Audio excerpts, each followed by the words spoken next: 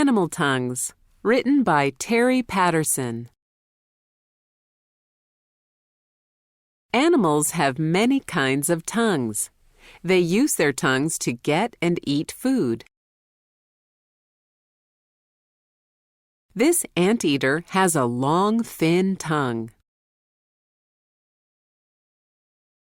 This lizard has a tongue with two parts. This giraffe has a dark, strong tongue. This turtle has a tongue like a worm. This frog has a long, sticky tongue.